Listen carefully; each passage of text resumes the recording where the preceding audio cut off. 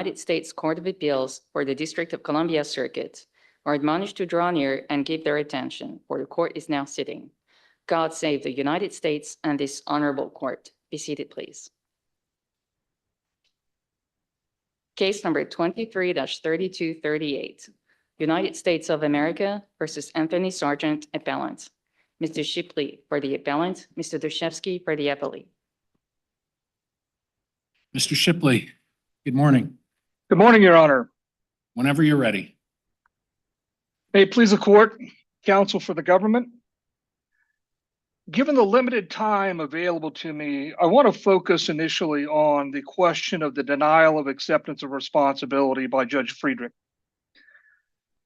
As the court can discern from the briefs filed, the procedural sequence of events here was unusual. Due to events beyond anyone's control, the change of plea in this case was not taken before Judge Friedrich. It was taken before Judge McFadden, who had no background or understanding of the case.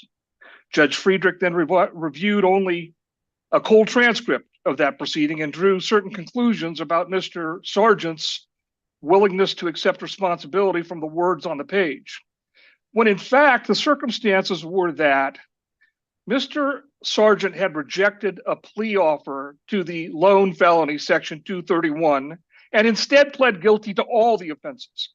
And the reason for that was the government's plea offer included an obligation that he sit for an interview, and he was not willing to sit for an interview. So he opted to simply plead guilty to every charge. Therefore, we didn't have a plea agreement when we went before Judge McFadden, and the various issues had to be sorted out on the record in real time. There was an outline of a factual basis taken from the rejected plea offer drafted by the government. And at certain points, Judge McFadden went through a colloquy and asked Mr.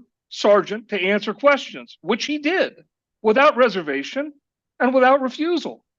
The government asked for certain additional facts to be included, and those were included. Those are reflected in the handwritten notations on the typed document that was filed as part of the record of the case.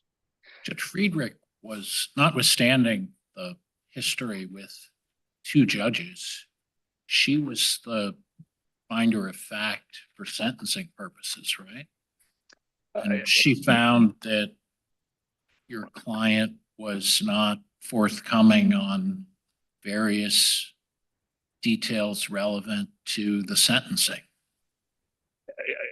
Yes, and let me, I should have started with this. I am under no illusion that this is an uphill climb. I am well versed, having done this work for 35 years, that the sentencing judge has great discretion and that this court gives great deference to the determinations made by the sentencing judge. But when she found that he had not been forthcoming, he had been forthcoming before Judge McFadden, which she could not observe, and he had only had one opportunity to speak before her, and that was at the end of the very end of the second sentencing hearing. And in response to what he said, she acknowledged that he seemed to have come a long way in accepting responsibility, but in her view, at that late stage, it was too little, too late. Well, that was the first instance, the first opportunity presented to him. Her criticism was that we had contested certain factual issues at sentencing in our sentencing statement. She suggested that they were false denials or that they were frivolous issues. The problem was, by entering an open plea without an agreement, it reserved to Mr. Sargent the right to challenge relevant facts, and our challenges were based on a failure of proof that the government did not have the evidence necessary to even preponderate on the issues at question. And those issues were the nature of the object that he threw.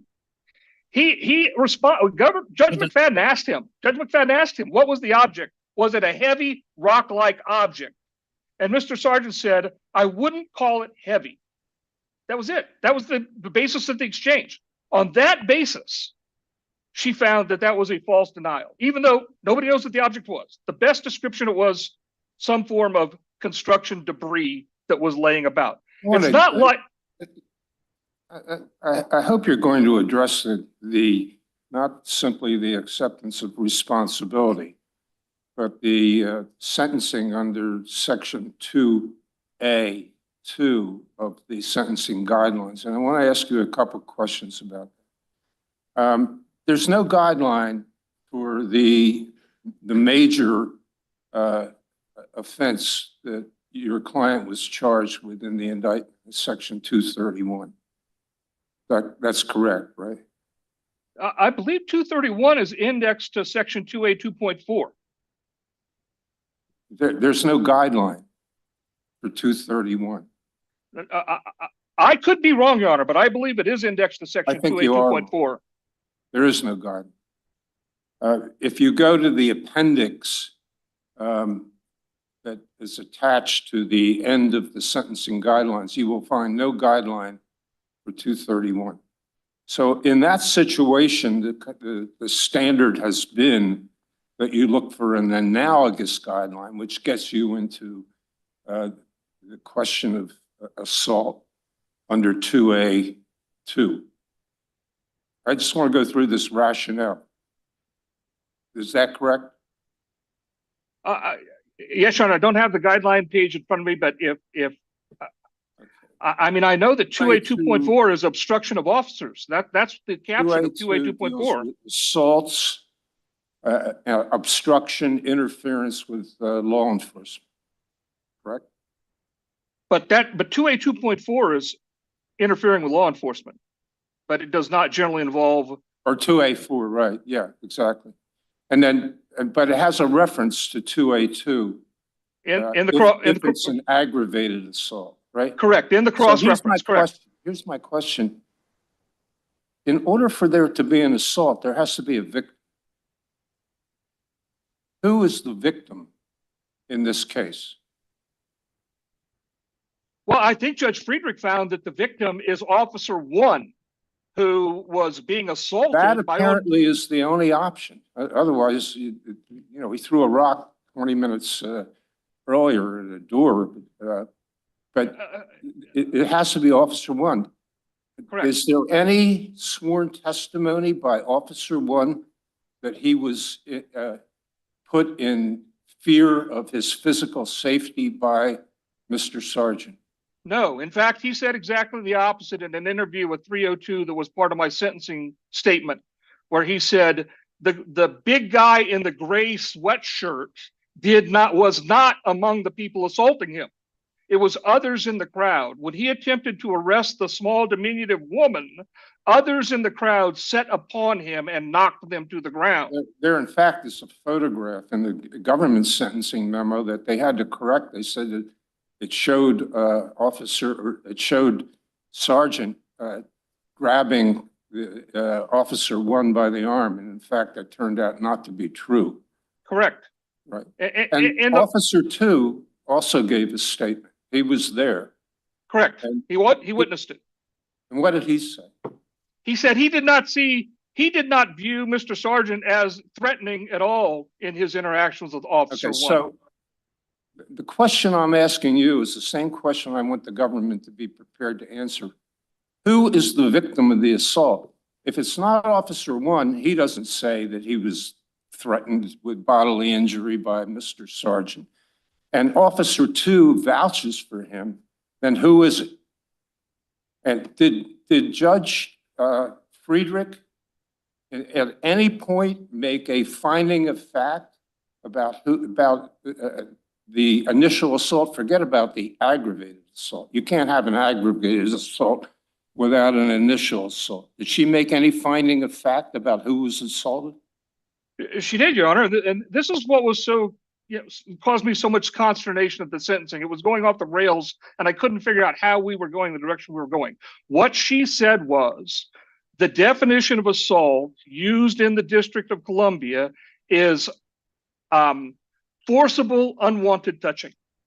It's the common law definition. Now, I know Judge Nichols does not use that definition. Judge McFadden does not use that definition, but Judge Friedrich and others do use the common law definition of assault, the elements involving a forcible, unwanted touching. And her determination was simply grabbing Officer 1, making physical contact with him, and pulling him away from the crowd, regardless of motivation. You know, Mr. Sargent's statement was, I was trying to break up the fight and keep and rescue Officer 1, for lack of a better description. She said that didn't matter. She didn't believe him, but she said that didn't matter. The forcible, unwanted touching was his assault on Officer 1. And when this issue was dealt with, what is the, would that mean, does that mean that the sentencing guidelines, which are supposedly designed to have uniform sentencing throughout the country, are going to vary from state to state because it's the common law of DC that it controls here, whereas in Virginia, it has to be putting somebody in fear of physical injury? It's problematic, Your Honor, but what I almost find more problematic is the fact that the phrase aggravated assault doesn't appear in the statute, and it's only defined in an application note. It's not even defined in the guideline itself. It's in an application note.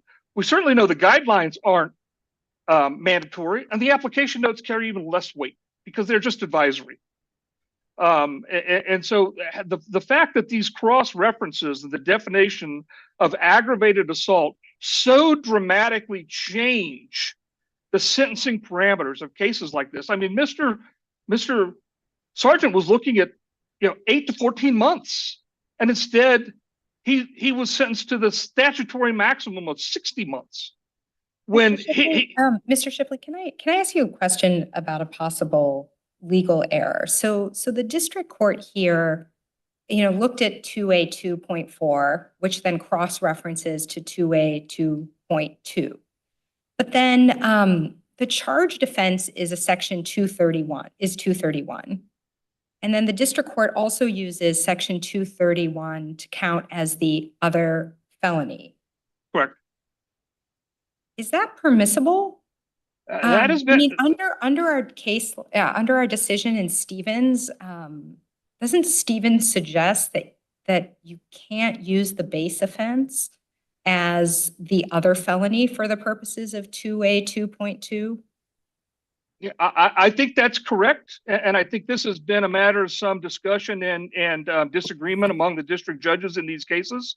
That because the two offenses happen simultaneously, you have only some judges have taken the view that there's a temporal relationship here that has to be found, that the other felony has to be something that comes later, not something that happens simultaneously. And so, I mean, if that's the case, then 2A2.2 wouldn't apply at all. I mean, if you can't use the base offense as the other felony, then you wouldn't be able to get any of the, enhancements from 2A2. Correct, and that's why when I walked, but you don't make that argument in your brief. So is that something that we could reach? Well, I think it's a legal error, and I think it is. I chose to challenge, the use of the cross-reference on the basis that it's contrary to the statute. But I understand the question the court's asking, and I know it is a question that has been disputed below and has been addressed by this court. So, is it plain error? Hopefully, understanding the limitations on the court's ability to address it. And I think Judge Randolph mentioned something that bothered me at sentencing here too, which was sort of the buffet nature of Judge Friedrich's reach for the evidence for the enhancements, conflating the two episodes that are separate in time and separated by 20 minutes. And the facts of the first episode were really only established in the record for the 1361 offense for damage to the doors. And then she used the rock as a basis for a dangerous weapon and an aggravated assault enhancement. So I left the sentencing scratching my head, and I don't know what more I can add. I think the briefs are pretty clear, And unless there are further questions by the court, I'll reserve whatever time I have left. I can't quite see it for rebuttal. Okay, we'll give you rebuttal. Thank you. We'll hear from the government.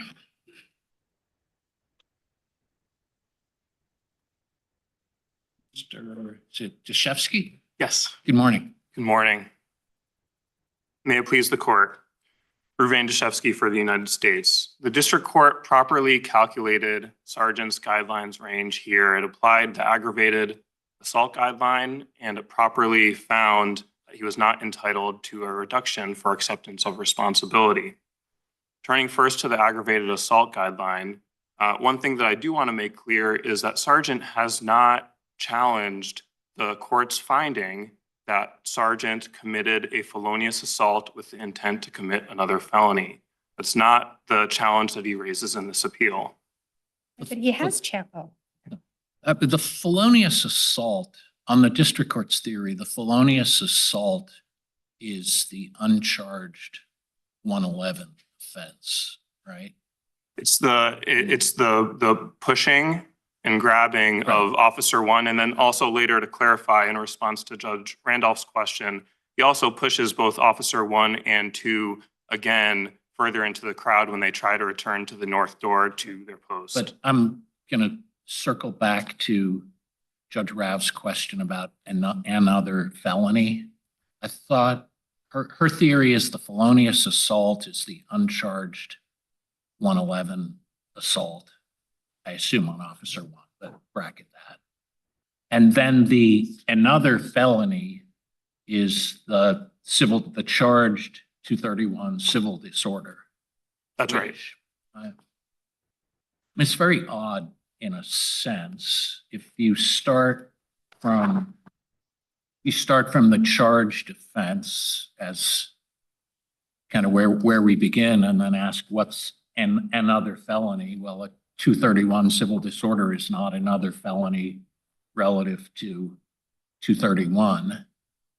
But this guideline has this weird cross-reference aspect to it where you start with civil disorder, you go to 2.4, it points you to 2.2. You're kind of in assault land at that point, and everything is key to the assault.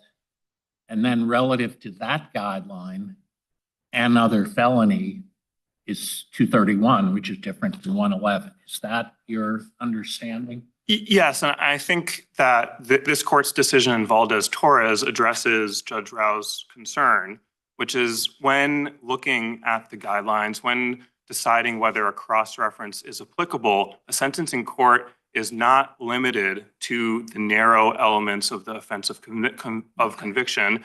I get that. I'm not. That's different from the question that I I'm- asked. And so it could be that I'm misunderstanding, but if I'm, Let me just, I'm not pushing on the uncharged conduct point. I think you're probably right on that. I'm just pushing on just trying to understand the mechanics of what is the felonious assault and what is another felony. so I think that Judge Katsas, what you said before is right. The Okay. felonious assault, it's the confrontation with Officer 1 and then both Officer 1 and 2. And the civil disorder is basically the same assault, but committed in connection with the larger civil disorder.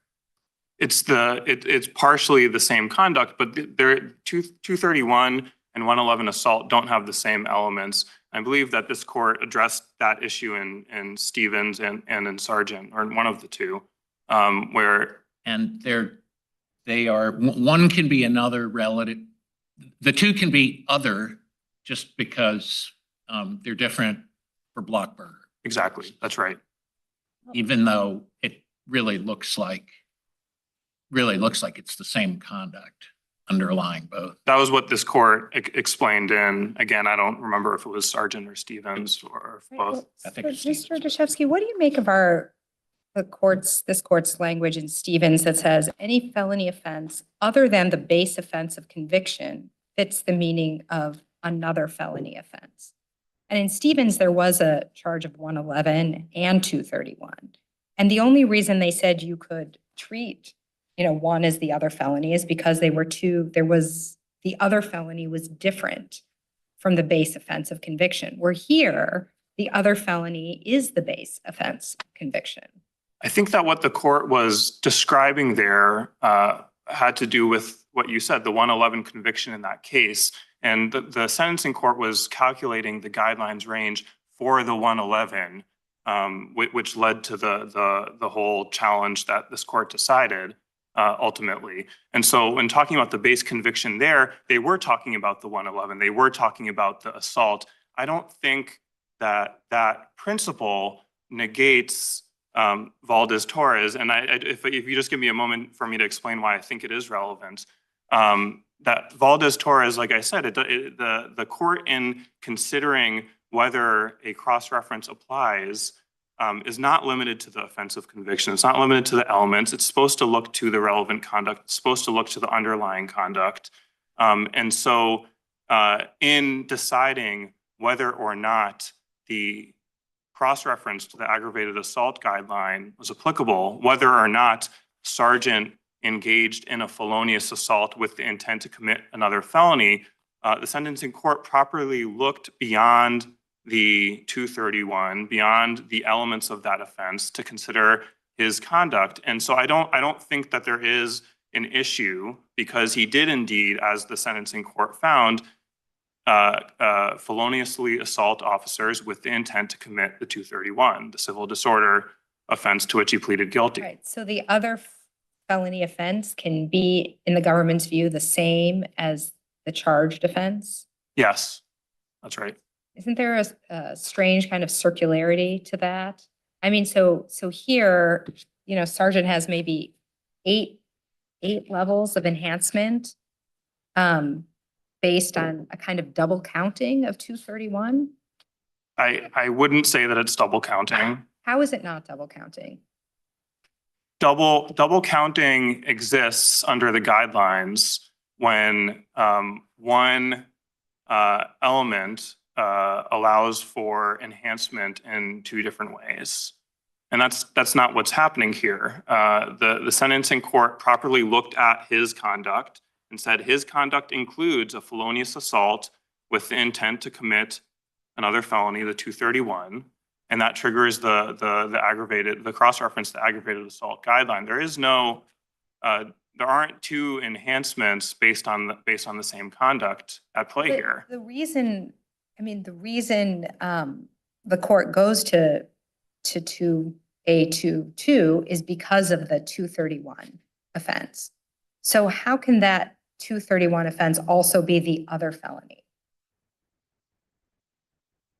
The court was calculating the guidelines for the 231 offense. Right. And so then you go to 2A22 and then you're counting it again as another felony. You're getting to 2A2.2. You're not counting it again once you get to 2A2.2. You're asking the question that 2A2.4C, the cross-reference to 2A2.2 asks, is whether the conduct constituted aggravated assault, whether in this instance there was a felonious assault with the intent to commit another felony. It's a single, in my view, it's a single question. And Valdez-Torres is a little bit different, but Valdez-Torres involved a situation in which someone was charged with an unarmed assault under 111A and assault with a dangerous or deadly weapon under 111B. And that defendant pleaded guilty to the 111A. And the court looked to the cross-reference in 2A2.4 and said, this is applicable because he assaulted the officer with a deadly or dangerous weapon, even though that was the exact charge that was left off. And that's not what he pleaded guilty to. Are you ever aware of any Court of Appeals cases that have applied an enhancement in exactly this way, where the charged offense is also the other felony for the purposes of 2A2.2? I'm not aware. The Fifth Circuit suggests that perhaps this is unpermissible. I'm not familiar with that case. But you're not aware of any case actually doing what happened in this case? Treating the base offense. No, I'm not aware. There are cases like Valdez-Torres, that explain that in applying the cross-reference to 2A 2.2, the sentencing court should look beyond the narrow elements of the offense to look at the underlying and relevant conduct. Whatever happened to Booker? This case is being argued as if the sentencing guidelines are mandatory. They're only supposed to be guidelines. They're only supposed to be less than mandatory, whatever that means. But I don't see any play in the joints at all here. We've got a very complicated sentencing scenario where you go through double switchbacks and rebounds in order to come up with a number. And that number is only supposed to be a guideline. It's not supposed to be a mandatory. Whatever happened to discretion? And Judge Randolph, I think that's a good point, because what Judge Friedrich did say is, to the extent that I've made any errors in the guidelines calculation, I still think that the sentence imposed is the appropriate sentence. That's boilerplate. We see that all the time. I think it's more than boilerplate here, actually. She explained the reasons, after going through careful analysis of the 3553A factors, she explained the reasons why she thought that sentence would be appropriate. His leadership role, which the guidelines didn't account for, the egregious nature of the conduct, the repeated engagements with police officers. And so it wasn't merely a boilerplate, I would give the same sentence regardless, but she provided a reasoned basis for that alternate finding. If the court... What do you do with the testimony Judge Randolph referenced from the officers themselves, which seems to be exculpatory on this point? So first of all, you don't need testimony from the victim to prove an assault. But also... But when the victim says, this person wasn't trying to hurt me. Well, again, the judge was looking at the video evidence here, which has been provided to this court as well. And the statement of Officer 1 was that Sargent grabbed and pushed him. So that is not that the grabbing, the pushing, the offensive conduct. There was no evidentiary hearing. No, there was no evidentiary hearing. Nobody testified under oath. No. But, she made assumptions and findings on the basis of what? Basis of video evidence. This is not a situation where there is no evidence presented to the record. There was video evidence, and Judge Friedrich, if you look at the sentencing transcript, throughout the sentencing transcript, she references the video. And this is true So with regard. if we look at the video and come to a different conclusion, that we don't owe any difference to her because she's looking at a cold record the same as we would. I don't think that's true with regard to factual findings in the sentencing context. Why not? Factual findings are entitled to deference on But appeal. you're just resting on a video, and she's looking at the video in just the same way we would. She's looking at the video with regard to acceptance. She's heard the defendant's allocution. I don't know. I'm not aware of a case that says that there is less deference given to district court's factual findings based on the kind of evidence that the determination is based on. Well, there are suggestions in cases. I don't think there are cases going the other way either. And there's a lot of commentary about it that the combined judgment of 3 appellate judges versus the individual judgment of 1 district judge looking at the same thing. Which would you prefer? We have a system set up where trial courts make factual determinations on all sorts of evidence. And on appeal, we don't retry those cases. There are standards of review, and I think until those standards are overturned, that's what we have on appeal. Her discretion is not absolute, is it? No, it's not absolute. Does the court have any questions about acceptance or any of the other issues? If not, we would ask that the court affirm the judgment of the district court. Thank you very much. Mr. Shipley, we'll give you 2 minutes. Thank you, Your Honor. I just have a couple of comments.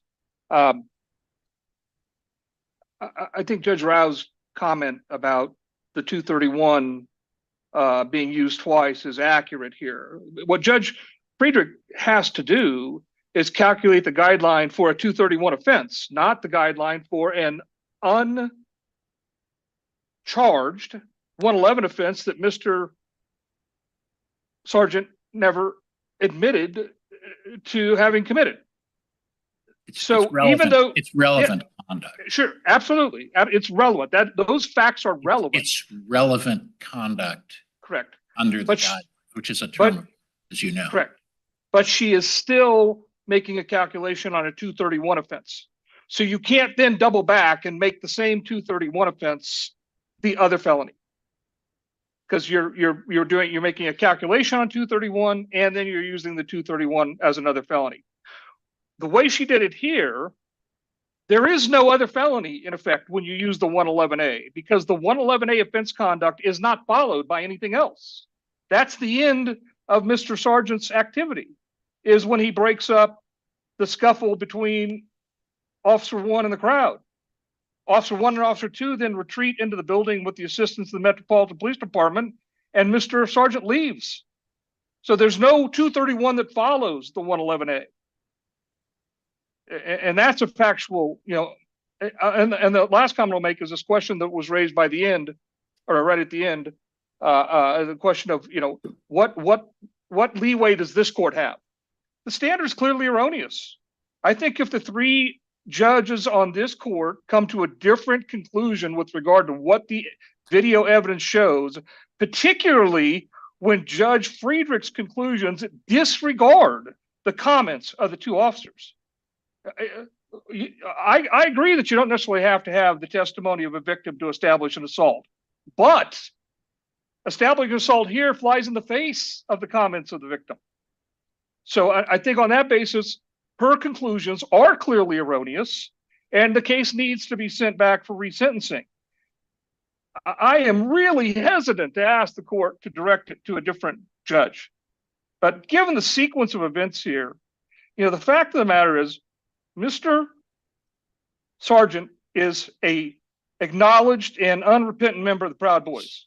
He is physically imposing at 5'11", 300 pounds. But he was not with any member of the Proud Boys when this conduct took place. And he has no criminal record, not even a reference to any citations or juvenile offenses, 0. He's 47 years old. He's a former professional athlete. Yet Judge Friedrich varied upward and gave him the statutory maximum. And I can't make sense of any of it. Thank you, Your Honor. Thank you, counsel. The case is submitted.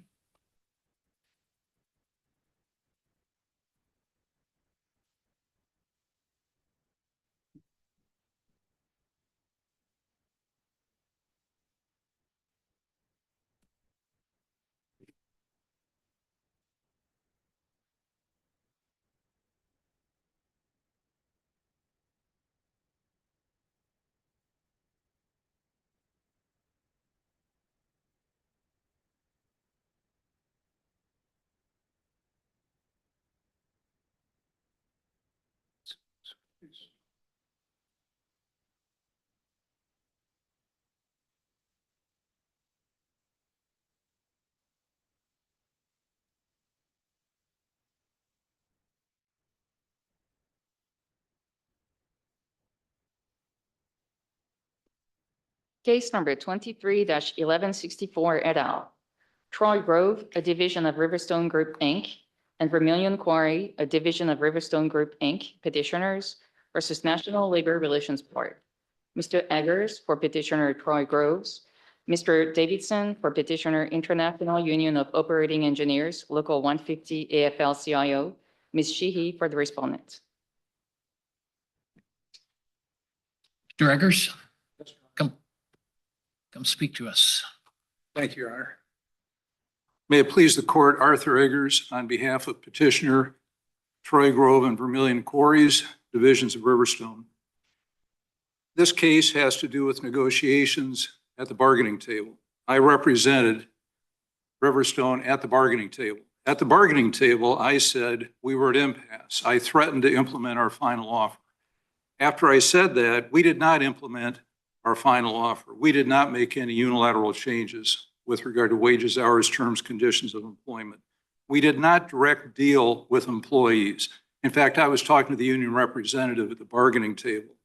We did not present a fait accompli without an offer to bargain. We were bargaining. We continued bargaining after I made my statement. What RiverStone did is to maintain the status quo with regard to wages, hours, terms, conditions of employment. So there's no issue here about whether we, in fact, were at impasse. Had we implemented, that would have been the issue, because you can't implement without being at I'm impasse. sorry, but one of your arguments, I thought, was that there was an impasse. It certainly is. That's an even if argument, Your Honor. I thought that was your strongest one, and it's not the most compelling opening on that argument to say, oh, we were still bargaining. Well, given what you've said, Your Honor, maybe I should advance that argument a bit higher on the list, but it was offered as an even if argument. We believe that correctly it should be analyzed as Member Kaplan did. And what this should be analyzed as is what is the restriction with regard to us at the bargaining table? Can we start with the impasse? Just, were we in fact at Yeah, impasse? were we? Sure, glad to, Your Honor. So what happened here is that bargaining started in 2016.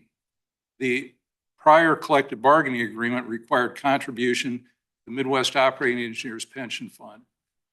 We went into bargaining with a proposal in the first meeting that would continue that contribution to that fund. Then things changed. We found out that this fund, which is mismanaged, and it had set out to do its business in a way that had increased our withdrawal liability from $900,000 to $1.3 million, about $400,000 more, about 40% more. From that point forward, we proposed getting out of the fund. We would not agree to the fund in the new collective bargaining agreement. Then we fast forward for the purposes of this discussion to 2021. We're in a bargaining meeting. And I say to the union, will you accept a new contract without contribution to the fund? The union says no. The union asked me a question. Will I accept a new contract that has contribution to the fund? I say no. At that point, we have two positions that are polar opposites, diametrically opposed. And at that point, we are at impasse because of the fact that these are opposites. And so given what transpired, we were at impasse because at that moment, there was no reasonable likelihood that bargaining would get us to a resolution of the issue, the single critical issue under CalMet that we were a part on. So we were in fact at impasse. And what happened? It's probably not in the record, but very puzzled by, just looking at the course of negotiations, I had that reaction. It seemed like that was an absolute showstopper for you, and the union was insisting on pension contributions, and that was going to be that. And then, but it turns out that that wasn't that, and you kept making contributions, and you're still making contributions. Not at all, Your Honor. What happened is that we won. We got a new contract that does not have contribution to the fund. The union got to the point where it gave up and agreed to what we were proposing, and we're not making contribution to the fund anymore. That's what happened. So on the issue of impasse, so at the July 12th meeting, didn't RiverStone say that it was open to hearing counter proposals? Yes. on July 12th. So you were not at an impasse on July 12th. Yeah, I asked the question, are we at impasse? And they Right. said no, and they said, And you agreed that you were not at impasse on July 12th. in my opinion, we were, but we didn't declare impasse then because they said they were going to try to come up with a counter proposal. They were going to try and think outside the box. And so we continued on with negotiations, Your Honor. Right. And then on, I guess, July 14th, the union asked for further information. Yes, Your Honor. So then you wouldn't have been at impasse at that point either. We did not declare impasse. I believe we've been at impasse for a long time, but we continued on with negotiations. We continued supplying information. We did not declare impasse at that time. That's correct, Your Honor. You don't have to declare an impasse, do you? No, we don't, but You can what just implement the disputed term. you can, exactly correct, Your Honor. But the issue in this case, as I understand it, is did we declare impasse, and which we did? And then is that declaration of impasse the equivalent of an unfair labor practice? That's the issue. Well, you have to be a fool as an employer after this decision, if it stands, to declare it. Well, I think fool understates it. I think maybe suicidal might better describe it. The effect of this decision is a disaster. The purpose of the National Labor Relations Act is industrial peace. That's to be achieved by employees joining unions, bargaining collectively, and having collective bargaining agreements. That's what this law is about, that the National Labor Relations Board is supposed to enforce. So why not seek reconsideration based on Member Kaplan's dissent? Because what happened is that the board considered this issue, and it would have been an effort and futility to go through that step, Your Honor. I think Isn't that required for us to have jurisdiction over the issue under Section 10E? not after Loper Bright, Your Honor. How does Loper Bright intersect with that? Loper Bright says that it is to the court to make an independent review of issues of law. And the issues that we're dealing with here are issues of law. Nothing can strip this court of what I would say is its right and obligation to determine issues of law. Of course, we have an obligation to make determinations of law, but Congress can create statutory schemes of exhaustion that require parties to preserve issues before the agencies. And if a party fails to meet those requirements, we may not have jurisdiction over the issue.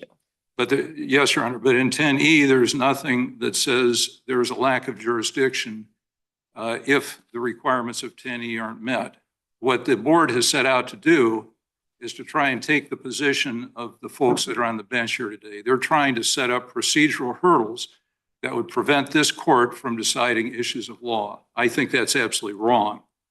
And can I just ask you, one thing what is the remedy that the petitioners here care about the most? Why are they litigating this? Because the pension issue, as you say, has been resolved. Like, what is the thing, just as a practical matter, that you most care about from this board's decision? As a person who bargains collective bargaining agreements, it is something that prevents me from doing my job. Something that says the board is now going to police what is said at the bargaining table. Not only a huge problem for me because I want to talk at the bargaining table. I want to say the thoughts that are in my mind. More importantly, that I listen. I want to hear what the other side has to say, right, wrong, or indifferent, because whatever they tell me is going to give me some insight into the thoughts in their mind, is going to tell me how they prioritize proposals, is going to tell me their resolve with regard to issues, and is going to tell me how I should try to present things to get a collective bargaining agreement. Maybe I'm personalizing this too much, but as a person that negotiates. You're interested in the general principle of law, not in any particular remedy for this party. Well, certainly the remedy here is to do the right thing and to see to it that we're not found to have violated the act when we didn't. That's the issue. Perhaps I was speaking too personally and not necessarily on behalf of my client with some of what I said, but certainly there are going to be collective bargaining agreements in the future. I think what I said about me personally is equally applicable to them as a party that's going to be bargaining in the future. This decision is a disaster. It is directly contrary to the National Labor Relations Act. How we got to this point is maybe a matter of amazement to me. If I may speak briefly, as unless there's anything else with regard to the impasse issue, I could touch on the layoff issue. I'll give you a minute or two. Okay, so another issue here is with regard to layoff. What happened is the two employees received temporary weather-related layoff notices. And the nature of the layoff notice is very important because what the board relies upon is the print fulfillment services case. Very, very different, distinguishable, and in fact supports our position. In print fulfillment services, the employees received notices of layoff that were not. There was no layoff. There was no layoff. Good for you, but there was a threat. But what kind? It seemed like as tightly connected as can be to the request to leave to monitor the election. But what was that, Your Honor, I think is critical. What that was a temporary seasonal layoff notice that was rescinded before it took effect. What the board. But the ULP standard is whether the employer is doing anything that could reasonably restrain, interfere with or coerce. Yeah. collective bargaining. So, I mean, Or protect. you sort of threaten to fire someone and then take it back. I mean, there's still a pretty strong message conveyed. And that's print fulfillment services. That's And what you just described, Your Honor, I believe to be print fulfillment services, the equivalent of capital punishment in the workplace. Kind of like killing someone. Our case, because. It's kind of like killing someone, and like, staged executions are a form of torture, But I would submit, Your Honor, this is very different. even when you don't kill a person, right? Well, this isn't even an injury, much less a murder. This is a person who received a temporary seasonal layoff notice that was rescinded before it took effect. There was nothing in here about the people getting these notices based on work performance, like in print fulfillment services, something that would create a negative record for them. It's not that at all. If our case were print fulfillment services, we wouldn't be having this discussion right. Judge Rao, anything? Judge Randolph? Okay, thank you. We'll give you a rebuttal. Thank you, Your Honor. Appreciate it.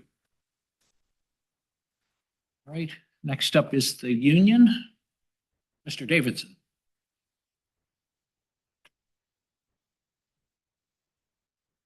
Thank you, Your Honors. May it please the court, my name is Steve Davidson, and I represent the International Union of Operating Engineers Local 150.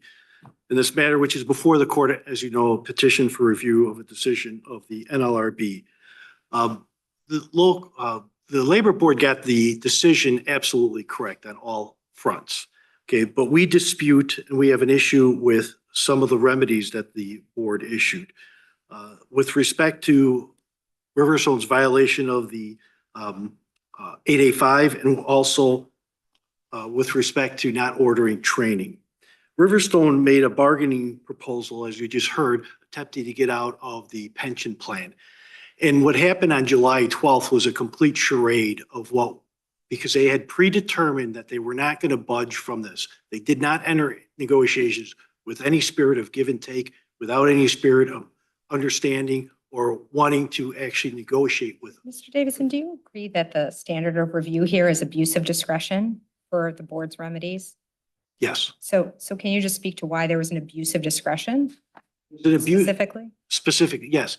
Because what RiverStone did on the 21st and what they did on July 12th was substantially similar. The board recognized that there was a violation on July 21st and issued an order to remedy that infraction, to remedy that violation. RiverStone's actions on the 12th were substantially similar. They refused to negotiate after we explained that there were issues on the table and after we explained that we were drafting a counter proposal or working on that. But instead, they just got up and left the table and refused to bargain on both the 12th and then on the 21st. And the board's decision itself is internally inconsistent because it ordered a remedy because it recognized the violation on the 21st. That remedy should also apply to the 12th because it was the same action, it was the same activity from the 12th through the 21st. It was the same charade. They had no intention.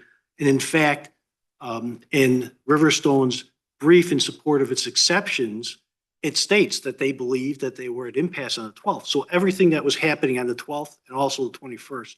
Also on the 21st, within 2 hours after they left the bargaining, what they did is they filed a lawsuit in federal court claiming or alleging in part that we were at impasse. So everything that happened on 21st was happening on the 12th, virtually everything. And therefore, again, the board's remedy is inconsistent. So that's where they've abused their discretion by omitting a remedy they should have awarded for the activities on the 12th. Why do you call their position a charade?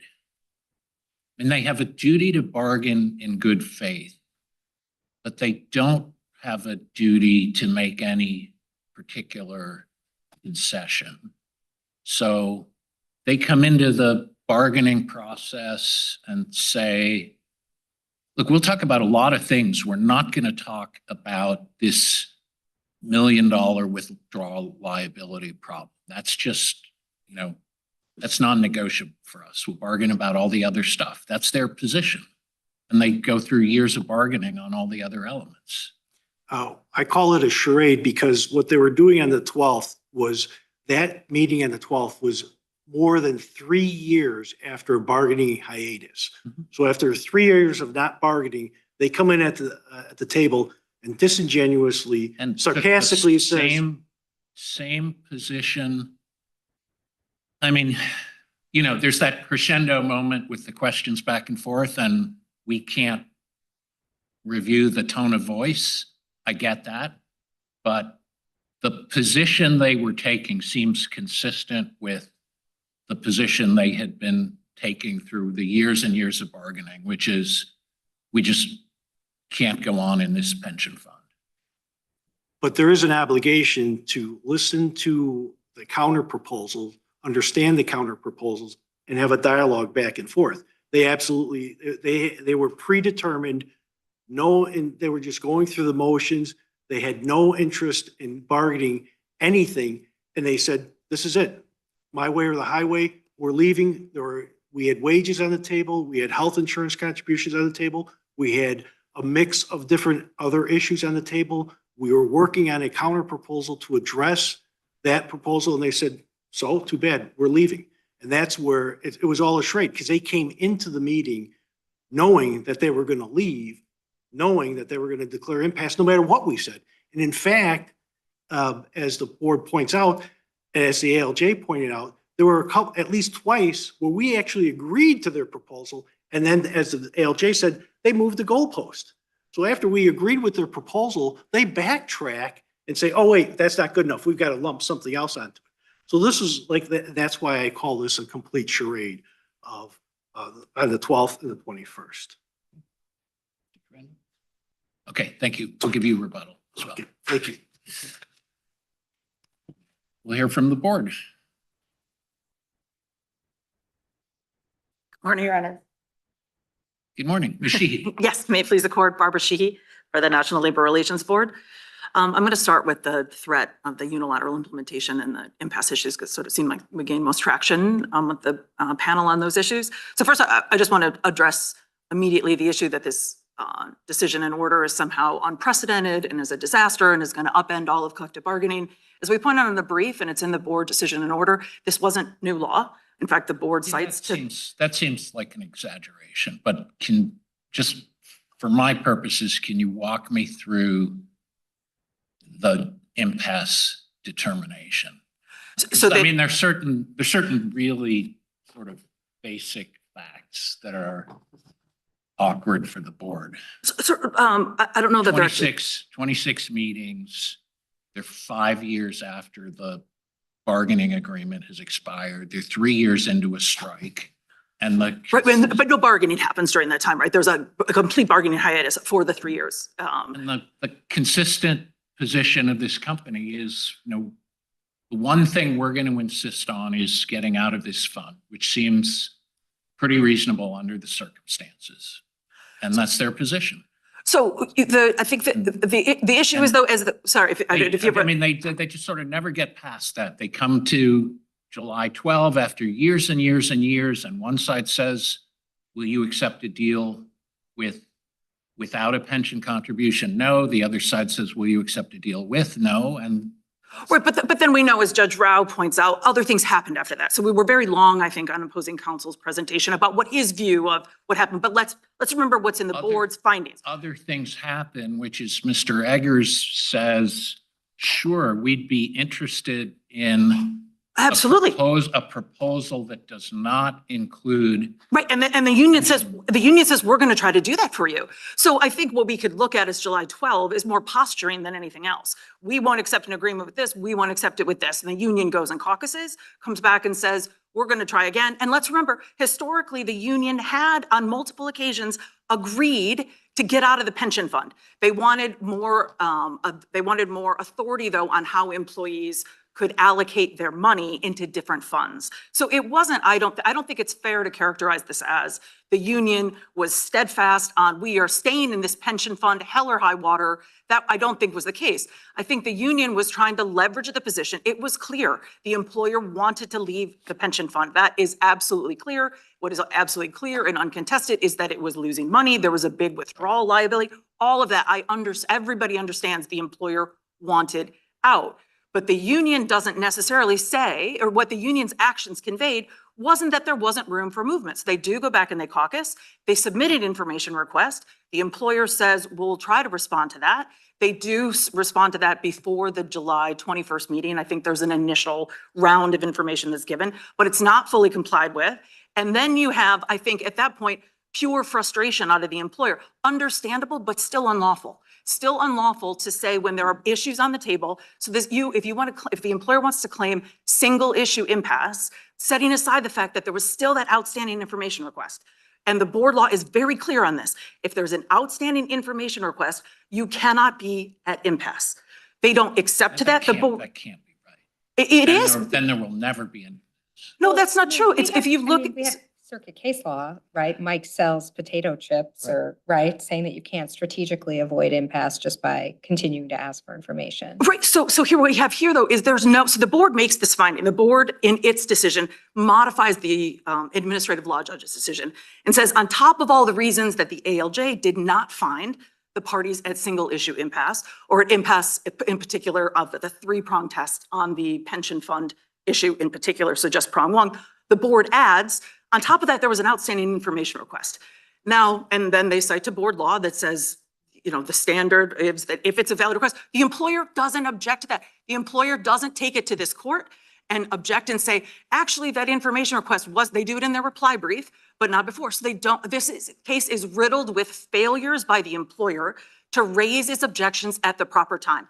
The board added the information request in its decision and order said, this is another basis to find that you were not at impasse. If the employer didn't like that, the employer should have filed a motion for reconsideration.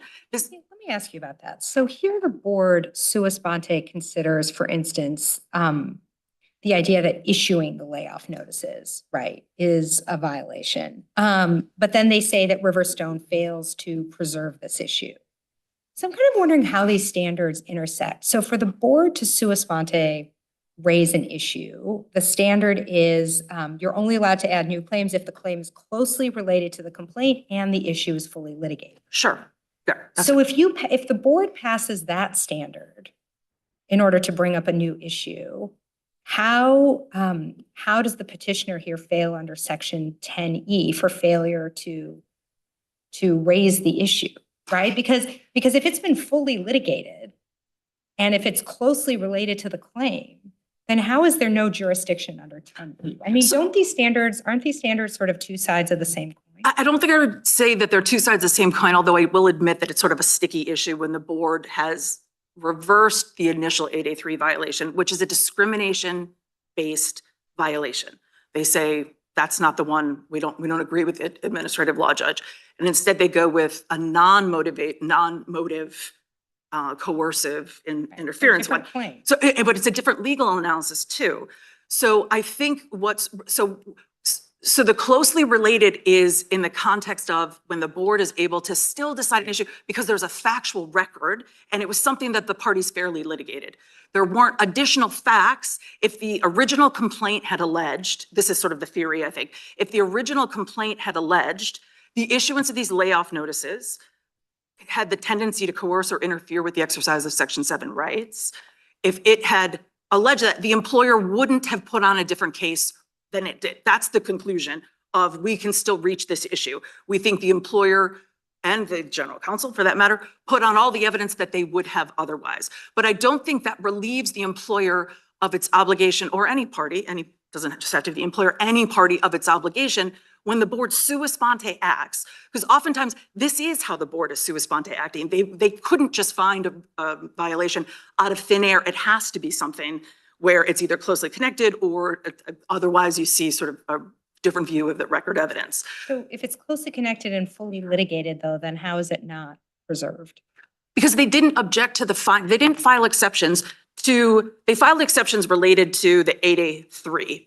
And in this case, I'll admit that You see the problem I'm trying to I get do, at. and I think what's particularly difficult in this The case. board gets to just add things Right, based but on the standard, but then, the petitioner, the party that's being charged doesn't have the same consideration, right? It's not symmetrical. Right, no, but they certainly were not they were on notice that the board changed the decision in order. They were on notice that their liability changed between what the administrative law judge found and what the board found. So I don't think it's an onerous burden for them to have filed a motion for reconsideration. But here's what I was trying to say, where I think in this case it gets a little more complicated because to sort of figure out, well, didn't they do enough when they objected to the 8A3 as opposed to the 8A1?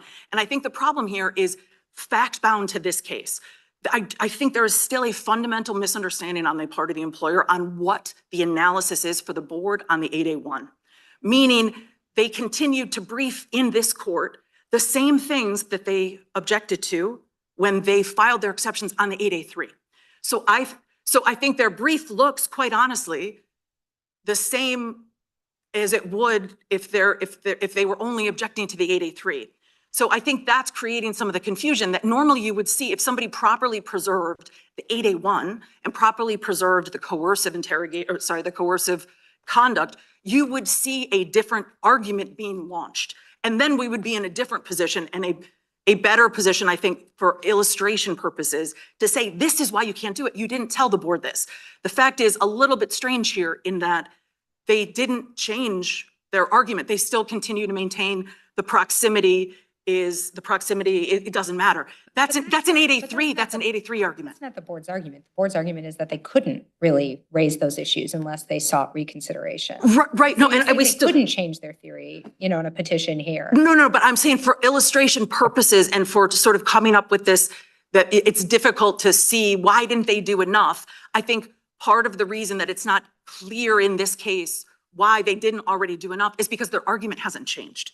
So I think in the context, but the board's position remains the same, whether you continue to advance these arguments under an 8A3 violation, even though that's no longer the theory, or you didn't properly preserve it and you didn't preserve the arguments. And I think Curaleaf that just issued out of this court on Tuesday is a little helpful in this. The court there, it's an unpublished decision because it didn't break any new ground or anything. But in that case, the court talks about challenging facts and making legal arguments matter. And it was specifically for the purposes of 10E. So I think that's what we have here. You have the employer basically objected to the facts because they have the same underlying facts, but didn't make the legal argument.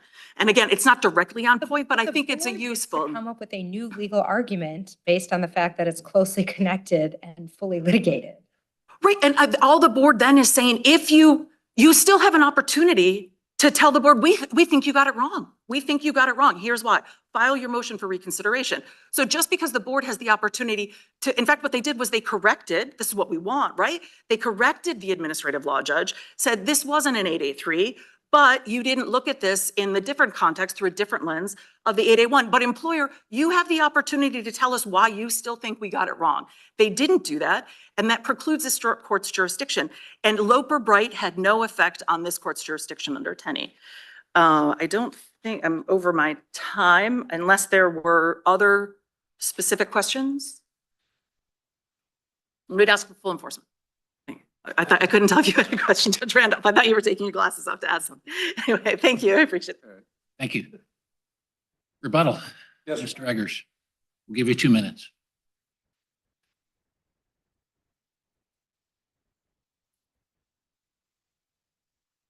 it's difficult to imagine any case that would be a more obvious case of impasse than this one. To the extent there was any uncertainty going to the meeting in July, when I asked the union if they would accept a new contract that did not have contribution to the fund, and they said no, and they asked me the question, would we accept a new contract that did have contribution to the fund? And we said no. Any uncertainty was at an end. That was definite. The comment by the intervener that there were other issues to bargain over, and the comment that was made then about, well, think outside the box, none of that negates the fact that we clearly were at impasse. If this court were to ever accept the argument that saying, think outside the box, or there are other issues to bargain over would somehow cause there not to be an impasse, I can assure this court, There'll never be an impasse. I would bet, I'm not a betting man, I would bet every nickel that there will never be an impasse, and that I agree with you completely, Judge. Thank you, Your Honor. Now, I would urge this court to set aside or modify what has happened here so that there is not a finding of any unfair labor practice by my client. Thank you. Thank you. Mr. Davidson, we'll give you 2 minutes. Thank you, Your Honor. Just very quickly, a few comments that Mr. Eggers has made throughout was, he asked the question, we said no. We asked the question, they said. That is 2 seconds of a negotiation session. There were, after we said, after he My asked. recollection is it was clear. I will take another look, but what I want to ask you is, it's against this backdrop of years and years of the parties being unable to bridge that issue. There was numerous back and forth. And at that point in time, on the 12th, we said, no, but we're exploring it. We're looking into it. We send an information request. We're putting back a counter proposal. We will draft a counter proposal. And in fact, we did draft a counter proposal that the parties ultimately used to come to a final agreement. So with CalMet, it's a 3-part test. So we were not at impasse on this issue because we were drafting a counter proposal, and we did draft a counter proposal. And secondly, is this a critical issue? The judge doesn't get to it. I'm not sure. I'm not conceding that it is a critical issue. I mean, not every issue we bargain is critical. Is it important? Yes. Is it critical? They would say yes. It wasn't a critical issue. And in fact, we were able to bargain and come to a resolution. Number 3, was it a breakdown of overall negotiations? Absolutely not. We hadn't even talked about wages. We hadn't talked about contributions to health insurance. It was not a breakdown of overall positions and proposals. So Mr. Eggers is taking one question, and that happens in negotiations. Are you willing to move on this? No. That doesn't mean you're at impasse. That's the give and take. But in his mind, in RiverStone's mind, what it meant was, all I have to do is get him to say no once, and I can leave the bargaining table, and I don't care what they say. And that's exactly what he did on the 12th and on the 21st. I heard you say no, bye. That's not how negotiations work. It was a threat as far as we had a union steward and another bargaining team, employee bargaining unit member at the bargaining table listening to this from the other side. So with that, we were not at impasse. Thank you, Your Honors. Thank you, counsel. Thank you. The case is submitted.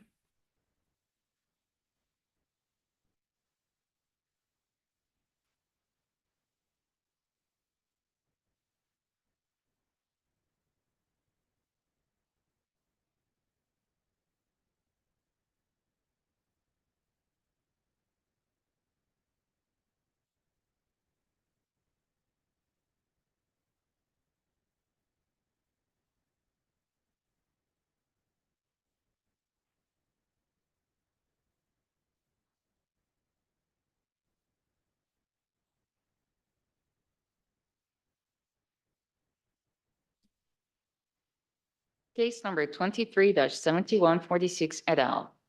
Trustees of the IAM National Pension Fund versus M&K Employee Solutions LLC appellants. Mr. Vogel for the appellants, Mr. Lumel for the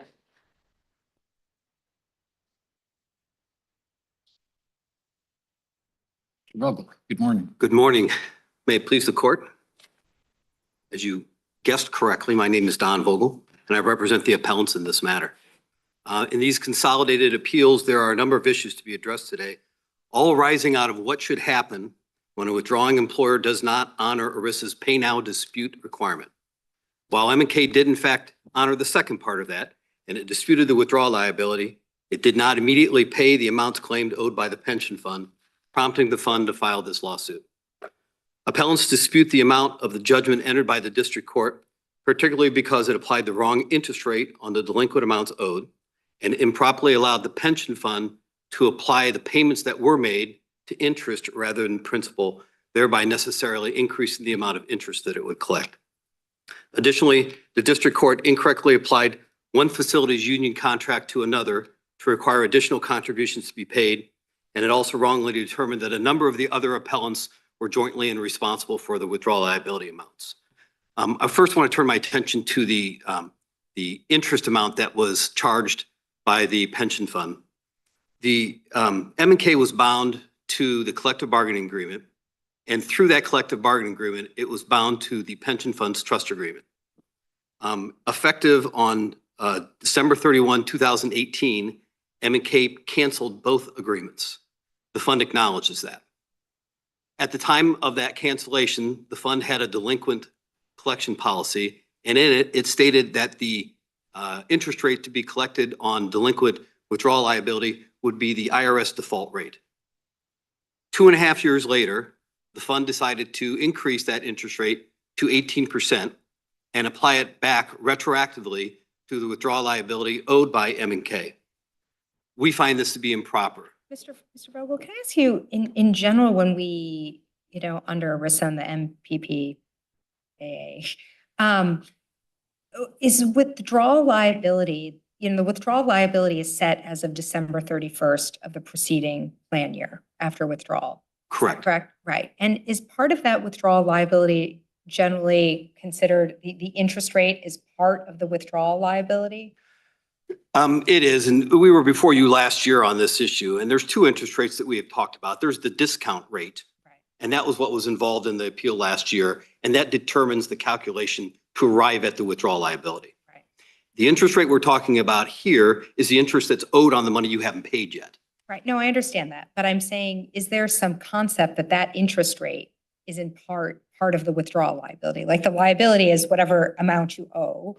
And then, obviously, if you fail to pay in a timely fashion, the interest rate on that is also set at the time. The withdrawal liability is set.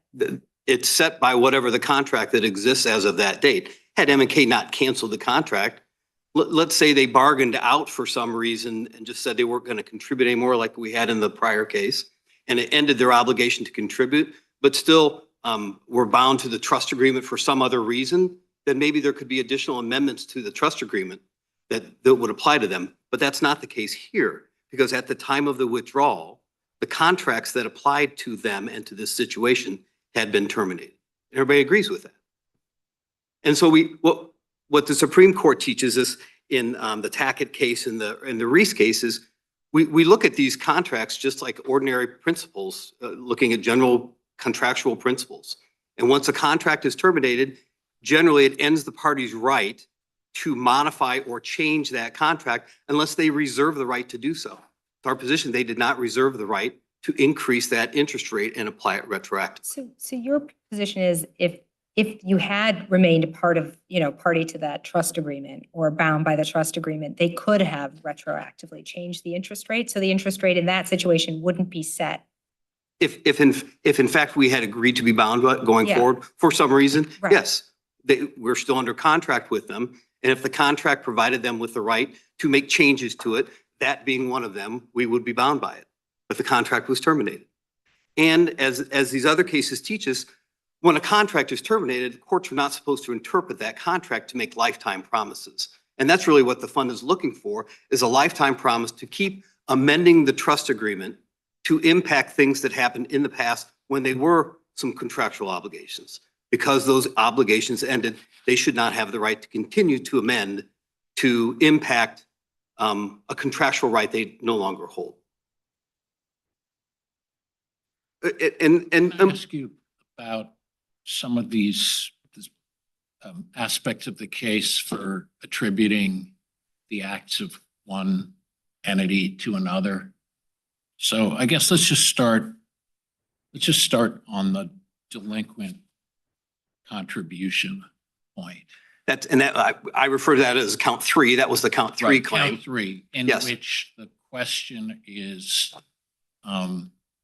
can the acts of ES, let's see if I get this right, ES Northern Illinois be attributed to the acts of ES Summit, correct? I think Under that, a single employer theory. correct. So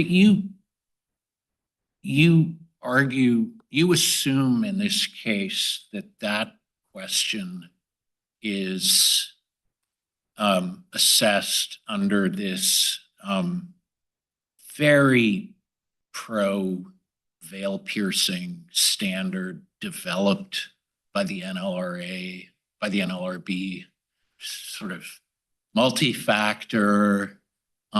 Is there functional integration? Does this look like one entity? That's a tough test for you to win on, but I wonder if it's the right one. I mean, the general background rule is we respect corporate separateness. And why would we apply this labor law test, which has as an element an appropriate bargaining unit determination, which is something the NLRB has to do. And they're not a party here. And I agree with Your Honor. It is a more stringent test and one that has not been fully adopted by the district courts. I mean, so shouldn't we be applying something closer to the Eighth Circuit Kansas City Trust standard, right? You need common control and you need using the entity to facilitate some sort of fraud or injustice. I do like that test, except for the common control part of it. There is a specific part of the ERISA statute that deals with common control, and that's common ownership. If you look at it. Yeah, I mean, I'm gonna ask you separately about joint and several liability. Okay. Where there is a statutory test. But But here we're talking about the scope of the substantive obligation to make contributions. and I understand. And And the second. the statute doesn't address that. So like, I would think you default to basic common law principles, not some quirky thing that the NLRB applies in NLRA cases. I would prefer not to default to that quirky statute, as you say. It seems that the cases that have developed, and when they're looking at the single employer aspect as it relates to delinquent contributions, relies on this four-part test. The case that we cite that follows out of the DC Circuit is this Hunter versus Arc Restaurants, and it follows through that analysis really closely to this case. Why did you brief this as a four-factor NLRB test? Because we thought that was we think that's the test that applies. They're curious. I think that does apply. I do think that does Not apply. the common law veil piercing test. Well, I think in the ERISA context, as much as I like where you're going, I don't think that's the right test. I think it's on a common veil piercing. If this was a veil piercing, which we would kind of get into a little bit further in counts 4 and 6, but on a veil piercing of this, they would lose on a veil piercing. Are you affirmatively waiving that common law? Boy, does a lawyer ever affirmatively Yes. do something like? I would hate to do that. I mean, you didn't brief, you clearly forfeited it. We didn't brief it because we focused on the test that's in the Hunter versus Arc Restaurants, which is the four-part test, which seems to be the test that controls single employer. And I think using that test, we check the boxes and we win. I think that if you look at that test, if you look at all the different indices of control, and we're talking about separate facilities that are completely separate, managed separately on the day-to-day operations, and that is the test. Who is controlling that location on a day-to-day? Okay. And so it's different. let me ask you about veil piercing. Yes, sir. One threshold question. Which entity made the $13 million payment to satisfy the judgment? I don't know that that's in the record. Can you tell me? I mean, this Yes, this bears on mootness, which is a jurisdictional obligation we have to address. So I really need your help on this. Well, Twisted Arm, the entity that did it is paid was the dealership. It was the dealerships that are named in counts 4 and 6. Operating the sales entities, not the ES entities. That is correct. Okay. And they did it because they had the financial wherewithal to do it. The other entities did not. And there is an arrangement between those entities depending on the outcome of the appeals. If that's true, doesn't that moot out the questions about whether the successor entities and the Bouchers were appropriately brought in? Whether they were appropriately brought in, well, they were brought in before the payment was made, certainly. But as whether moots those issues here. What's the live controversy involving the Bouchers? Because based upon what has happened in the underlying case, there is another lawsuit going on trying to use that finding from a collateral estoppel standpoint. For contribution? Yes, and with dealing with a different pension fund and a different lawsuit. And it's important to them because, you know, the Bouchers, as noted, were not, in our view, a trader business. In their view, they were not a trader business. In most views, they would not be a trader business. So they should not be personally liable. And as it relates to who paid the money, it doesn't moot it because they're, you know, depending on how you hold on the interest portion, depending on how you hold with regard to the US rule and the fund's improper application of our payment, we see money coming back.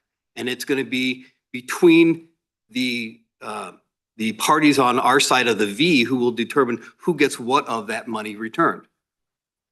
So it does not moot it because there's otherwise. But the fund doesn't really care about any of that. They certainly care about the interest. They certainly care about. But they don't care about how the M&K entities broadly defined, you know, everyone on your side of the V. Certainly now that they've been paid, I do not think they care. But it does matter to us because it impacts not only this lawsuit, but other lawsuits. The case or controversy for appellate standing has to involve them. But Has to involve someone on each side. But it does still involve it because if in fact the dealerships made that payment and it is determined that Judge Lamberth had it wrong in counts 4 and 6, and the dealerships should not have been found to be a joint employer or pierce the corporate veil or through whatever test, then the monies they paid would be subject to something. And I think what it is, it's a collection matter between the dealerships and the other entities on that side of the V. The fund's not going to return that money.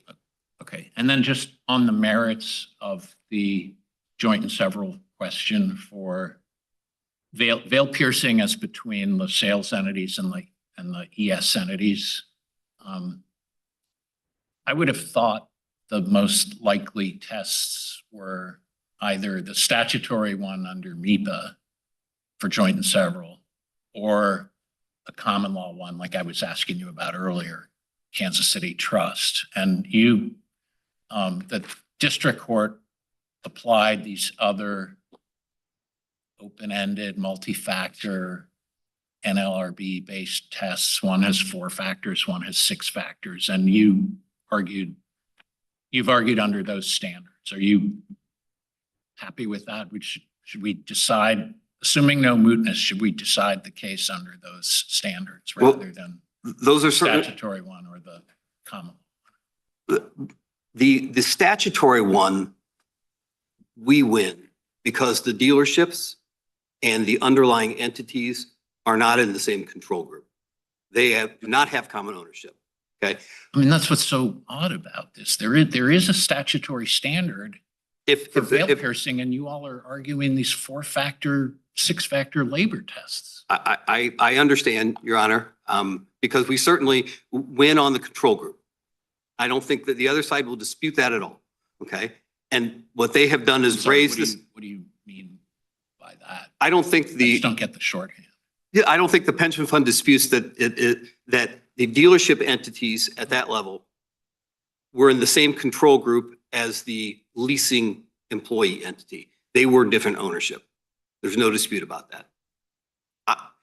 In my mind, if you were trying to get control group liability only, that would end the inquiry. Because they know they lose that argument, that's where they have gone to this veil piercing 4-part, 6-part test to try to grab them through a single employer theory. You are not pressing an argument that the statutory standard for veil piercing is an exclusive one. We have not. Okay. We have not. Or statutory standard plus common law, like use the entity to perpetuate a fraud kind of test. We did not advance that theory, right? Go ahead. Yeah, Mr. Vogel, so I have a question. If the United States rule doesn't apply, then what happens to the capitalization of interest? So part of the US rule is that there's no, interest on interest. And so if we were to find that the United States rule doesn't apply, what would happen? Would interest be capitalized? It would not. I think the interest would be calculated on the amounts that were outstanding, the principal amounts that were outstanding at that period of time. My recollection from the statute is it compounds every year.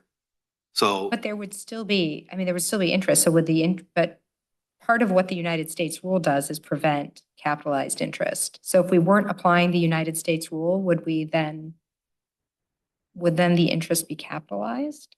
Because that could be potentially,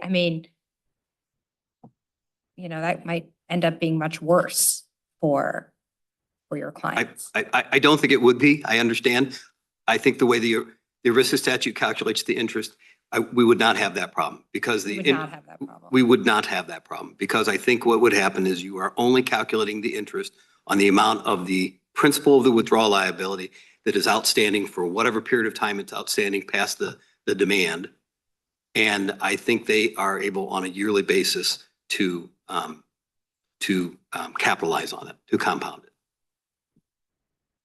it. I'm not sure I follow that. If the deposit pays only the interest outstanding, then the interest continues on the principal. But if the deposit pays the principal, there's still an outstanding balance on the interest. Right? Does that accumulate interest?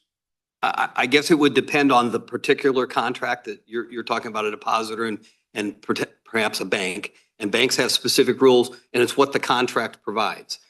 But the contract here, as it would apply to an assessment of withdrawal liability, I don't think it compounds it in that manner that you're thinking on a normal bank depository.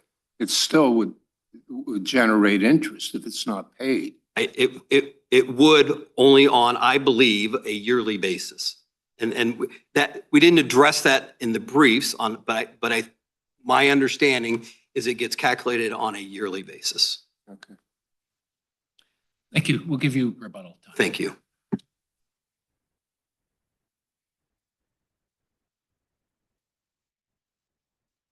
Good morning, Your Honors. May it please the court. My name is Myron Rumel from the firm Proskauer Rose, and I represent the trustees of the IAM National Pension Fund. This appeal arises from the M&K defendants' admitted breach of their obligations as contributing employers to the fund.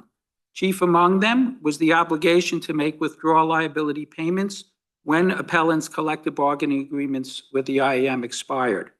Pursuant to ERISA's pay now, dispute later rules, appellants were required to pay the full amount of the withdrawal liability assessed against them immediately, while reserving the right to recover the amounts paid if they subsequently should prevail in challenging the assessment in arbitration. But defendants instead elected to do the opposite. They disputed now and paid later, notwithstanding the issuance of a series of preliminary injunction orders directing them to make immediate payment of the withdrawal liability assessed against them. They refused to make any payments until after the original assessment of $6 million was reduced to approximately $1.7 million. That arbitrator's ruling was eventually overturned, as Your Honor knows, and the initial assessment of $6 million was reinstated.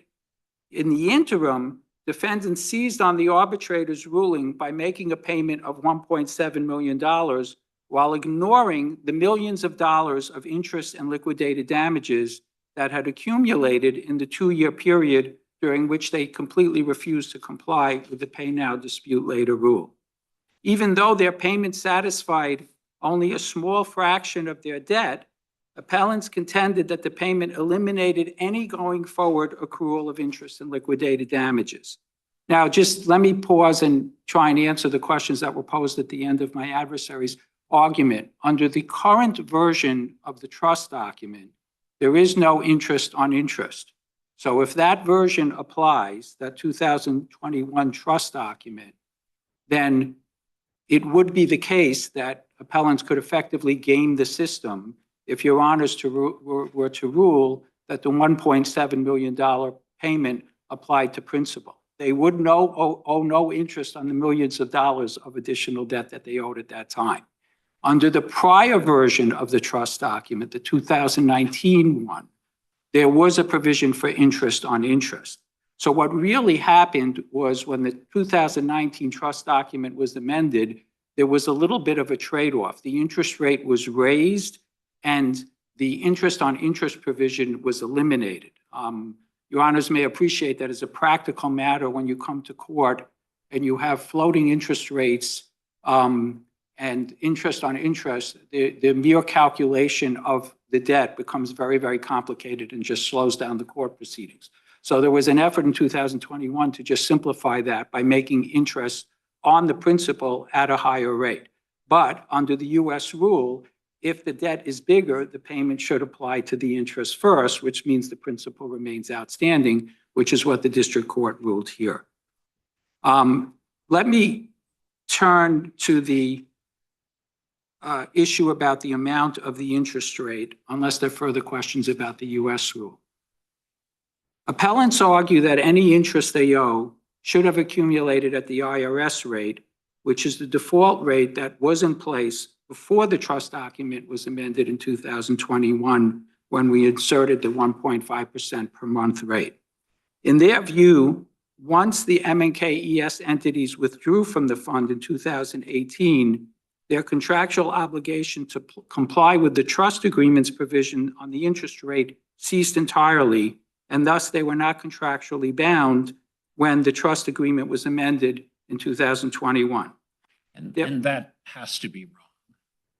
I mean, It's the wrong. obligations to pay withdrawal liability continue, of course. Correct. It's But- wrong for two reasons. First of all, Your Honor, it's the statute that controls the issue. The statute says point blank, it's the interest rate in the trust document.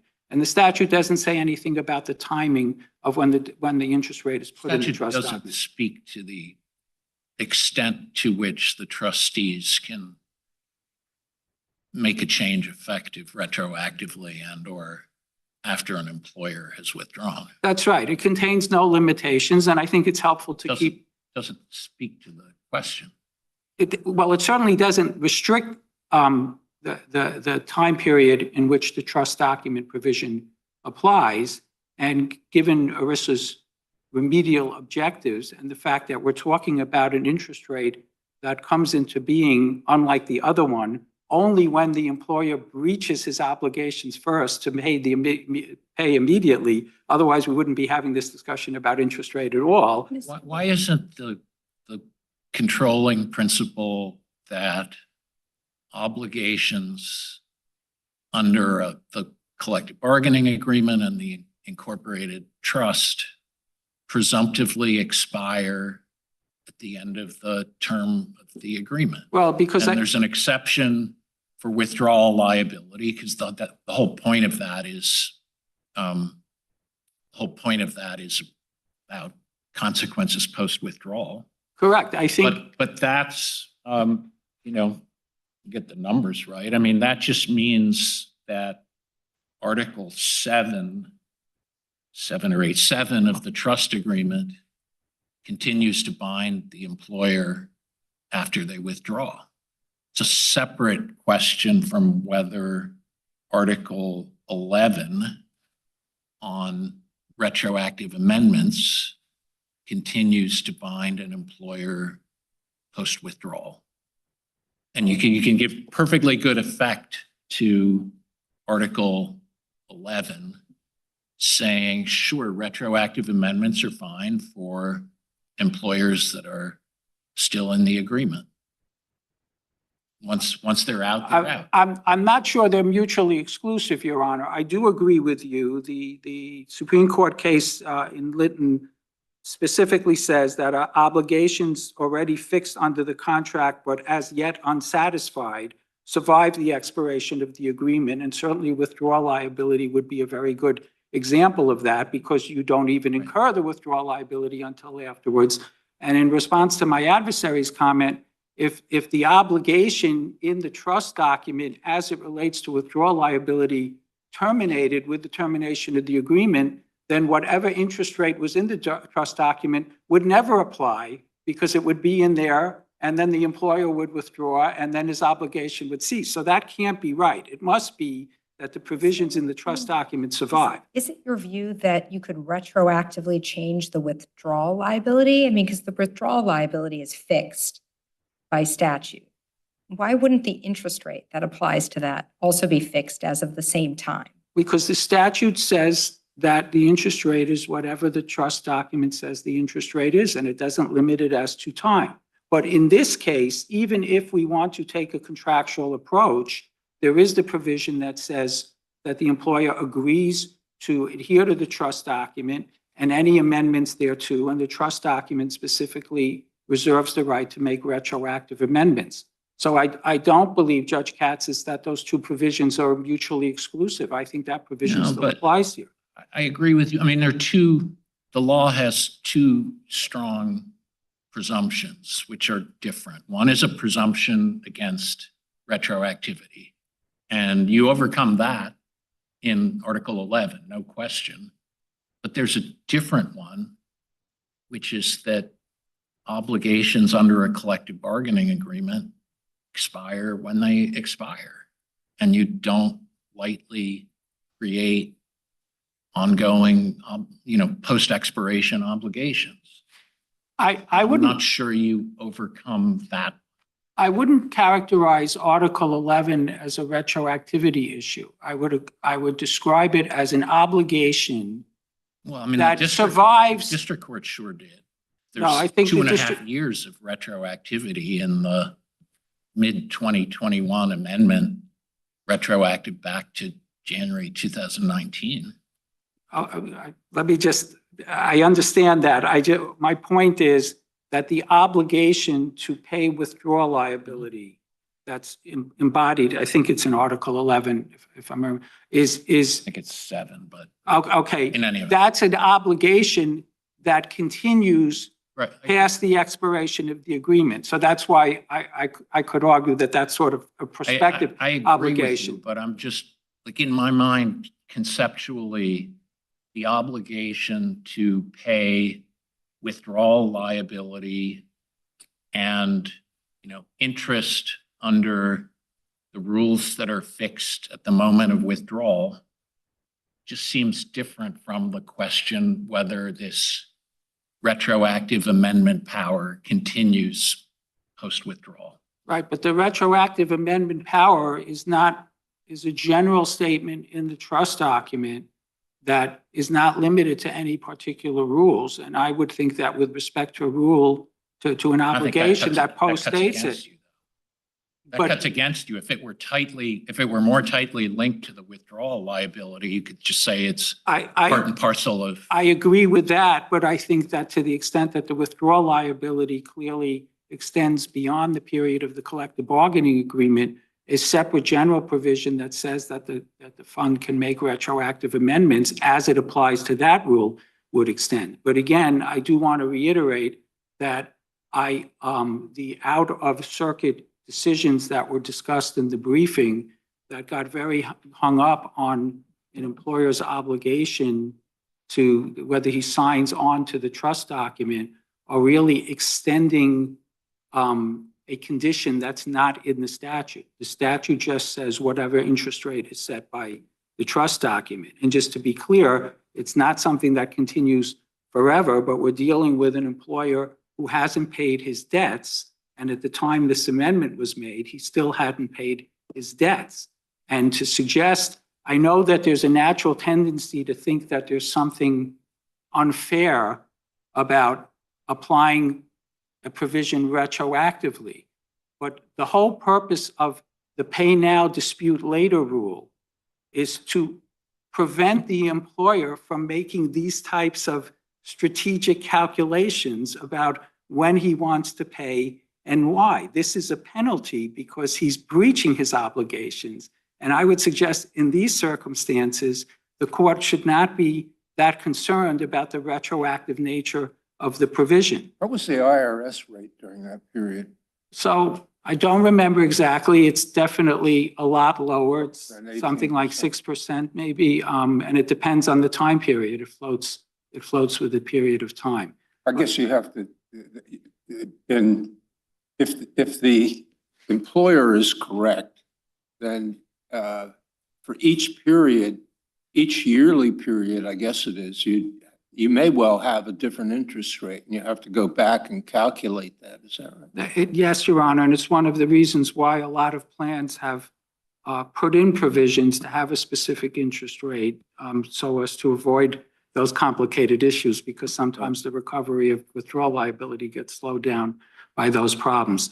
If I could have just a minute longer, I just wanted to say one or two things about Your Honor's questions about veil piercing, because I think just... So let's start, they're all on my list. Okay. So let's start with mootness on joint and several liability. Do you have any thoughts? Well, It's the ES, I forget which one, was it Summit?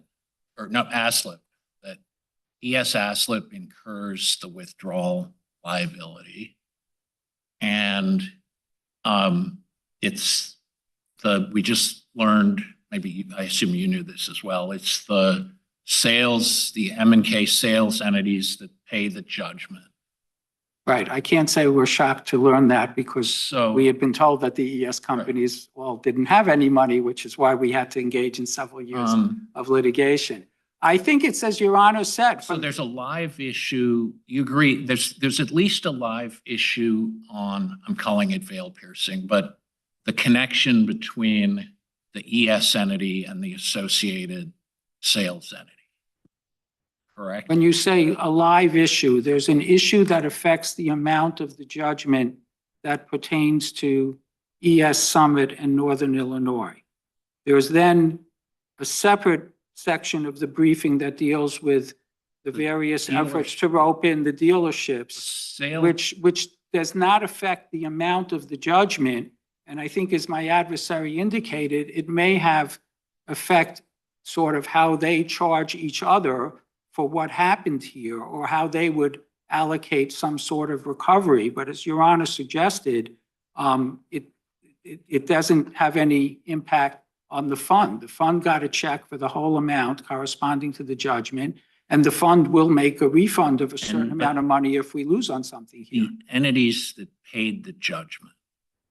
There was no condition, we just got a check. They can continue to pursue the appeal, right? There's a live controversy. If they win the appeal, they can seek to claw back that payment.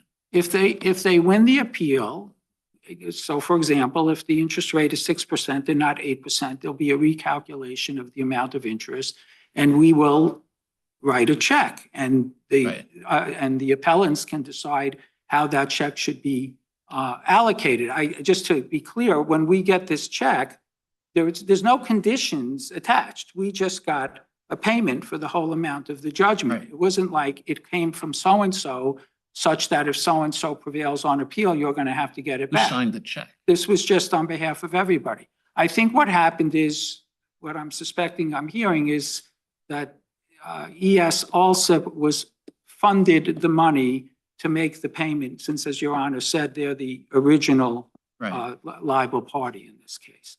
But we, for years, we had been told that also had no money, so it was pretty obvious that that's what happened here. But the point is, I think that's all between the defendants, and I don't think that the court, I'm just trying to get straight in my head. Do we need to address the successor liability in the Bouchers? we believe you don't, because the amount of the liability will not be affected by that. And so on our side of the V, Your Honor's ruling should have no consequence. And while there may be these collateral issues, including something that may be going on with another fund, which has nothing to do with us, I don't know that that confers jurisdiction on Your Honors to address those issues. But lastly, I do want to, if I may. On the merits, let's just stay with ES versus the sales company. Judge Lamberth applied 2 plaintiff-friendly tests, the 4-part common employer test and a veil-piercing test. Pretty similar veil-piercing test. So doesn't have broader abuse as an element. So with respect, I do think that the nomenclature matters. The principle was single employer and alter ego. Okay, Right. alter ego was somewhat of an additional reason for imposing liability on some of the defendants. With respect to Summit and Northern Illinois, which is the one that still moves the meter in terms of liability, the principle was single employer, which is different than veil piercing. And there is and I, as Your Honor pointed out, we really didn't have an opportunity to address arguments that were made here. But I think if we had that opportunity, we would have pointed out that under ERISA, a lot of these principles are applied in a very pro-fund way that doesn't necessarily follow the common law principles. So put aside preservation for a minute and look, just tell me I'm just trying to think what possible tests are out there to attribute the acts of the ES entity to the sales. I think the 4-factor test is the test for single employer Common principle. employer test. And you would apply that to veil. And I think there's a lot of history of the DC Circuit District Courts have followed the 7th Circuit decision on that. And I think that's commonly understood. And I think likewise, you endorse the fund-friendly version. I'm just going to call it that for a minute. The fund-friendly version of the alter ego test that this court applied to unincorporated entities in Flynn. Okay, and as opposed to 2 other possible tests, which are 1, the less fund-friendly alter ego standard that the 8th Circuit applied in Kansas City laborers, which is reserved in Flynn in that footnote. And the 4th is just the statutory MEPA test. So you have to be taking the position that the statutory test and the tougher common law alter ego test are not the only ways you can. that's correct. I'm not sure when Your Honor is referring to the statutory test, there's a statutory control group test. Right. Okay, but they're not mutually exclusive. There's a control group test that defines who's a member of the control group that has to do with common ownership. And that's what, for example, renders the Bouchers liable because of their common ownership of the entities, and also makes the various ES entities liable for each other because they are commonly owned. But for purposes of establishing the trust dealerships to be liable, we haven't disputed that the common control test doesn't work. But I think it's pretty clear under lots of ERISA cases that that's not the end of the discussion. You clearly can extend liability to other entities that are not in the controlled group through some of these other principles. And yes, they are common law principles, but there is a long history of ERISA applying some of these principles differently than a state court might in a judgment execution proceeding. And that's why I say, if that issue had been raised here, there's quite a volume of case law I think we would have been citing in our brief for the proposition that things in ERISA world don't necessarily work the same way as elsewhere. I mean, I know how you're going to answer this, but I guess, right, if I'm skeptical that that's the right test, but the parties are coming to us arguing under those standards, we can just assume they apply. Well, yes, that was a softball, and yes, I agree with you on it. Okay. There are no further questions. For all the reasons stated, we request that the judgment be affirmed in all respects. Thank you. Thank you.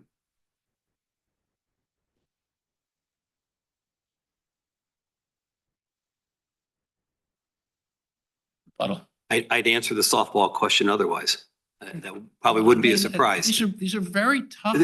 These are very tough questions. I mean, we struggled trying to unpack what's the common law test, the regular common law test versus the NLRB common law test, and how does that for veil piercing relate to the 4-factor single employer test? And you've given us none of this. Well, and I apologize for that. We did go down this path on this 4-part test, and even Judge Lamberth got it wrong because there's the 5th part of finding, if you make your way through the 4-part test, the fund-friendly test, there's that 5th element of, well, now is it appropriate to combine these bargaining units? And that's part of the prima facie case. Which you didn't raise. Well, we did raise it below, and it was raised below. And we said that's the next step of it. And even if it's determined that we didn't raise it, it's still an element of their case they needed to establish, and they didn't establish that element.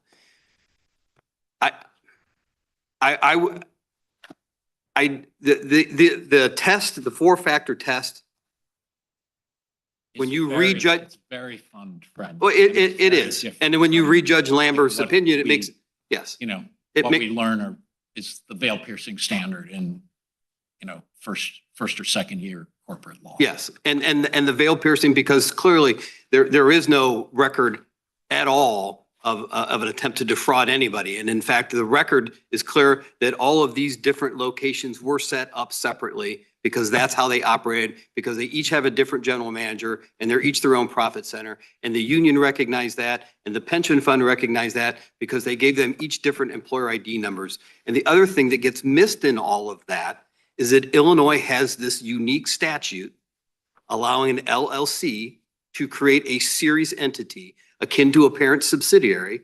And the statute specifically authorizes that you can have these commonalities. You can have a common. But, I mean, true, but it's one thing to say that ERISA and MEPA don't abrogate settled common law principles, but I'm not sure they have to incorporate distinctive state law. They don't, but when you're going through the fund-friendly tests, there's an explanation for why some things may happen under one of those tests.